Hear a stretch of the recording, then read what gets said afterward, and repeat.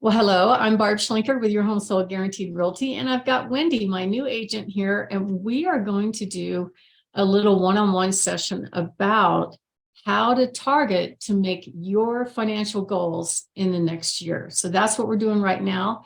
And Wendy, we've talked a little bit about your goals. So how much money would you like to make next year in real estate? Next year in real estate, I want to make $150,000 in a year. That's very doable, believe it or not. What's interesting in this market is we've got over 5,000 agents. 74% of them sell 3 or less homes a year. And I don't blame them. I just think the industry is terrible at teaching agents how to get business. So part of what we do, what our specialty niche is in real estate, is we are a real estate company that generates appointments, not leads, of people that want to meet with buyers and sellers, want to meet an agent, and so that they can go out and help them with their dream of either selling a home or buying a home. So I have this really cool tool. It's called a volume breakdown analysis.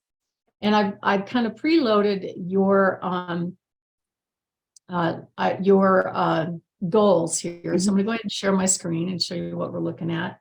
And so here we've got our volume breakdown. It's called a volume breakdown analysis, and it's really a goal planning tool. The rules are that if you actually set a goal, whether you just set it a goal and write it down and never looked at it again, the chances of you hitting it are really, really high.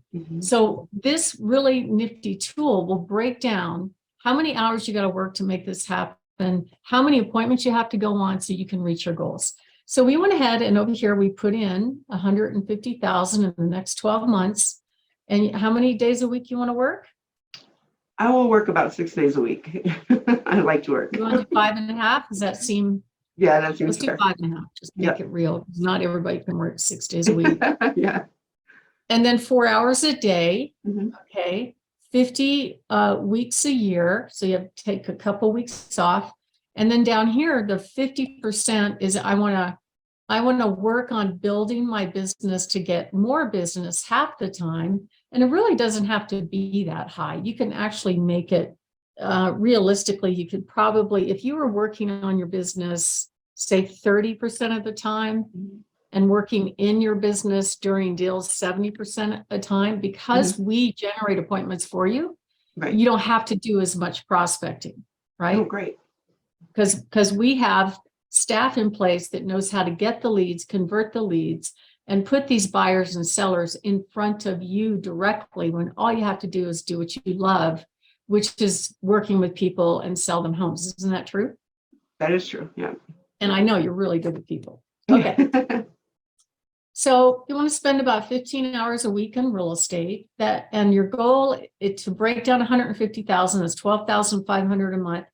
That means that you'll earn 3,000 a week in real estate, or 545 a day, or 136 an hour. So it's good to know what your hourly value is. Right. That's a good thought, because it's easy to get drug into doing chores that are not productive in making money, especially in real estate. It's so easy to do data entry and just stuff that doesn't make you money. So you want to think about that every time you start doing a task with regard to real estate. So our average commission is $7,560. That means you have to make 150,000, you have to close about 20 transactions. It's very doable. My first year, my second year, that was without any training, I did about 12. Wow. And then a third of them from listings and the rest from buyers. So in order to do that, to break that down, you need 6 listings in a year and 14 buyers. Very doable. I mean, you just started and you're already in front of buyers, right, Wendy? Yeah, right. That's correct. Yeah, you're already taking out buyers and showing them. So on the listing side, to get 6 listings, basically, let's just assume that 90% of them sell. That means you need to take a little bit more than 6. And so not every seller will list with you. Even I don't have 100% success rate. Let's say 80% are going to list with you. That means you have to go on 8.3 listing presentations a year let's say 70%. Let's be super conservative. A lot of competition out there. So you need to go on 10 listing presentations a year. That means about one listing appointment a month. Is that doable for you? Oh, yeah. Yeah, that's easy. So let's go over to the buyer side.